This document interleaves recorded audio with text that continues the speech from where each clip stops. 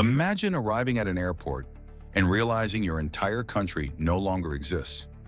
In July of 1954, a sharply dressed businessman arrived at Tokyo's Haneda Airport with all the credentials of a world traveler.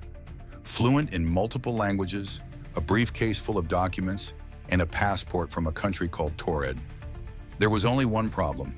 Taured doesn't exist. What followed was a mystery that has baffled investigators and conspiracy theorists for decades. Some say he was lying, others believe he never existed. But there's one theory that refuses to die. He came from another universe. Have you ever wondered what might have happened if you had made just one different choice in your life? What if, instead of turning left, you turned right? Instead of staying, you left? Instead of saying yes, you said no? Now imagine this. Each one of those tiny decisions created a completely different version of reality. Welcome to the mind-bending concept of the multiverse, a theory that suggests our universe is just one of many, maybe even an infinite number of parallel realities that exist alongside our own. The term multiverse was first coined in 1895 by American philosopher and psychologist William James. Back then, he wasn't referring to alternate timelines or dimensions. He was talking about different moral frameworks, ways of thinking. But decades later, scientists would take that idea and turn it into something much more literal. In 1952, Austrian physicist Erwin Schrödinger, yes, the same man who created the famous Schrödinger's cat paradox, proposed something radical, that alternate universes might actually exist, not as metaphor, but as reality. He, along with others in the world of quantum mechanics, began to explore the idea that every time we make a choice, no matter how small, the universe splits. One branch follows your decision, while another takes the path you didn't choose, and both continue to exist, independently, endlessly. Imagine standing at a fork in the road. One path leads to the life you know, the other, something entirely different. Now multiply that by billions, by every human on Earth, by every action, accident, or heartbeat. The result? An infinite number of parallel timelines. Some nearly identical to ours, others completely alien. Most mainstream scientists still consider this idea speculative, more thought experiment than fact. After all, we have no concrete way to observe these other realities. Not yet. But what if, under rare and unpredictable circumstances, people could slip between them? What if the borders between these universes aren't as solid as we think? And what if someone, maybe even by accident, crossed over from one into ours? Is that what happened in 1954, when a man with a passport from a non-existent country arrived at a Japanese airport? Was he a hoax, a madman, or was he the first documented interdimensional traveler? Science can't answer that, but the deeper we look into the multiverse, the more it starts to look back. It was an ordinary summer day in Tokyo, July 1954. The skies above Haneda Airport were clear, the sun blazing down on the tarmac as passengers disembarked from an international flight. At first glance, nothing seemed out of the ordinary. There were businessmen, vacationers, diplomats, a typical post-war mix of travelers. But among them stood one man, impeccably dressed, composed, and confident, who would soon cause a ripple through history. He approached the immigration desk with the same calm as any seasoned traveler. His demeanor was professional. He spoke fluent French, some Japanese, and several other languages. When asked about the purpose of his visit, he responded politely, "Business." He presented his passport, a pristine document bound in deep leather. It looked completely legitimate. There were stamps from previous trips to Japan, France, Germany, and several other countries. But then, something didn't add up. His country of origin, printed clearly at the top of the page, read Taured. The customs officers frowned. Taured? They had never heard of it. Thinking it might be a clerical error, they asked again. He repeated it, spelling the name out, Taured, as if surprised they didn't recognize it. Puzzled, the officers brought over supervisors. The man didn't resist. In fact, he seemed just as confused as they were.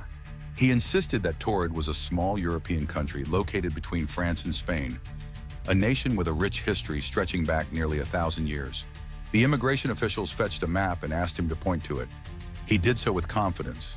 But when his finger landed on the map, he became visibly disturbed. He was pointing directly at the region where the Principality of Andorra lies. But in this version of the world, our version, there was no country named Taured. Only Andorra. He stared at the map in disbelief, insisting there had to be some mistake. He said this was his third business trip to Japan this year. He had never encountered a problem before. But when airport officials checked further, things began to unravel. The company he said he was visiting had never heard of him. The company he worked for didn't exist. The hotel he had supposedly booked, no record, no reservation. Yet everything about him, his attire, his demeanor, even his documents, screamed authenticity. Who was he? And more importantly, where was he really from? After hours of fruitless questioning, the officials at Haneda Airport were left with a dilemma. They had a man with authentic documents from a country that didn't exist, a man who insisted everything was normal, yet whose reality did not match our own. They couldn't charge him, they couldn't deport him, and they certainly couldn't let him go. Not until someone figured out where Taured was or wasn't. So they made a decision. They booked him into a hotel room on the 6th floor of a secure airport hotel. 2 immigration officers were assigned to guard his door. They were instructed explicitly, do not let this man leave. No visitors, no exceptions. According to records, the man was calm. He accepted the situation with a sense of annoyance, not fear. He even joked that someone in Tokyo must be playing a prank on him. Dinner was delivered to his room. He ate. Then he laid down to rest. At around 10:30 p.m., the lights went off. And that should have been the end of it. But when immigration officials returned the next morning with government representatives, they knocked and received no answer. They opened the door and found the room completely empty. No man, no passport, no luggage, no trace. The window was shut and locked. The only window in the room led to a sheer drop, 6 stories to the street below. There was no balcony, no ledge, and no possible way to climb down. The guards swore on their lives that the door had never opened, that no one had entered or exited, and that they had never left their post. So how did he vanish? Airport security was baffled. Authorities scoured the building, checked surveillance, questioned hotel staff, but there were no clues, no camera footage, no fingerprints, no trail. It was as if the man from Taured had simply ceased to exist, and from that day forward, no one has seen or heard from him again. No matching fingerprints, no matching identity. No country named Taured ever appeared on any map, in this world or any other we know of, which leaves us with a terrifying possibility. Maybe he didn't belong here at all. Maybe he was never supposed to arrive in our reality in the first place. The case of the man from Taured may be one of the most iconic interdimensional mysteries ever recorded, but he wasn't the first, and he may not be the last. Because as strange as it sounds, there are others. Ordinary people, living ordinary lives, who one day, for reasons no one understands, found themselves in a world that felt almost familiar, but fundamentally wrong. Take, for example, the case of Lorena Garcia, a Spanish woman who woke up one morning in 2008 and found her life wasn't hers anymore. At first, it was subtle. Her bed sheets were the wrong color. Her pajamas weren't the ones she remembered wearing. The books on her nightstand were out of order. But when she arrived at work, everything spiraled. Her department had moved. Her co-workers didn't recognize her, and the position she had held for over 20 years, it didn't exist. She returned home in a panic, only to discover that the man she was dating, a relationship she was certain had ended months ago, was still her partner. Her new boyfriend? Gone, as if he never existed. No one around her believed anything was wrong. To them, nothing had changed. But to Lorena, it was like waking up in someone else's timeline. She's never returned to her original life, and to this day, she insists she didn't forget anything. She just shifted. Or consider the strange 1972 case of 4 girls driving through the Nevada desert, heading home from a road trip. As they crossed the Utah-Nevada state line, the landscape changed. The sky grew darker. The terrain looked alien. Then they noticed something even more bizarre. Egg-shaped vehicles began chasing them. Terrified, the girls sped up, losing control and crashing into a dry creek bed. The next morning, a state trooper found them, shaken, confused, and 3 kilometers from the nearest highway. But here's the strange part. Their car had no tire tracks for most of the distance, as if it had simply appeared there. How do you explain that? Mass hallucination? Trauma? Or something far stranger? Stories like these, once whispered on internet forums or buried in obscure books, are surfacing more often, and they all share a common thread, a reality that isn't quite right, a feeling that something has changed, and a quiet, unsettling suspicion that the world you know may not be the one you came from. With every great mystery comes a wall of doubt. Skeptics argue that the man from Taured never existed, that the story is nothing more than a modern urban legend fueled by internet forums, clickbait articles, and overactive imaginations. And to be fair, they have a point. For decades, there were no official reports, no news articles from 1954 covering the incident at Haneda Airport, no immigration logs, no names, not even a photo. The earliest mention of the man from Taured can be traced back to a book published in 1981, The Directory of Possibilities, where it appeared as a single line in a chapter of unexplained facts. No context, no sources, just a curious statement left to linger. Then in 2012, a more detailed version of the story exploded online, published by a writer named Terrence Aim on the website Before It's News. From there, it went viral, circulating across forums, YouTube videos, Reddit threads, and TikTok theories. Skeptics point to this timeline and say, if the story were real, it wouldn't have taken 60 years to surface. They also question why no one reported it at the time. Why didn't journalists jump on a story this bizarre? Why aren't there archived interviews, government memos, or witness accounts? But here's the thing, just because something isn't proven doesn't mean it's false. Think about it.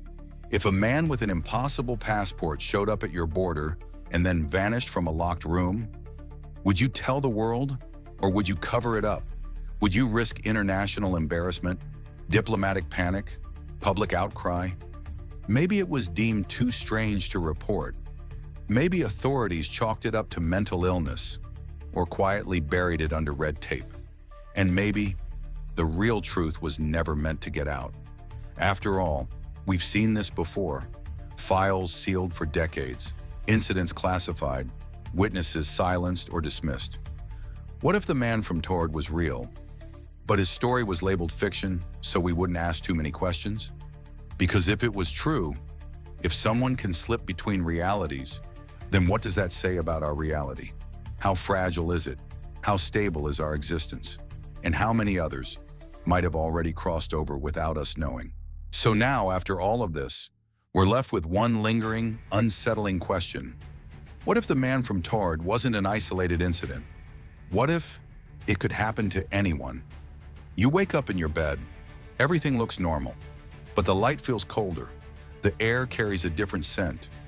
Your phone is unlocked, but half your contacts are gone. Your favorite mug is in the wrong cupboard, and your dog barks at you like you're a stranger.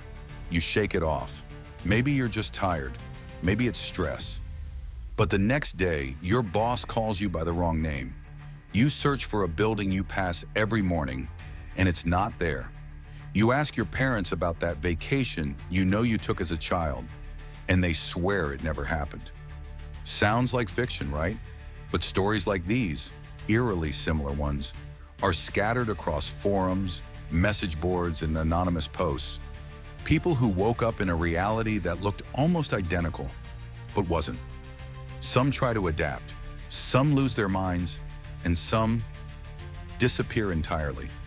And maybe that's the real horror of it all, that the fabric of our reality might not be as solid as we believe, that the world around us, the people we love, the life we've built, could shift without warning, like sand beneath our feet. The man from Taured walked into our world without realizing it. He spoke our language, held our currency, but he was never supposed to be here. And in the blink of an eye, he was gone. Maybe he went home. Maybe he ended up in another reality entirely. Or maybe he was erased by a system that couldn't comprehend him. So now ask yourself, have you ever noticed something that didn't feel quite right? A memory no one else shares? A moment of déjà vu too strong to dismiss? Are you where you're supposed to be? Or did you cross over without even knowing? Because if the multiverse is real, if it's constantly branching, twisting, folding into itself, then maybe it's not a matter of if we shift, but when. And when it happens, the question won't be, where am I? It'll be, can I ever get back?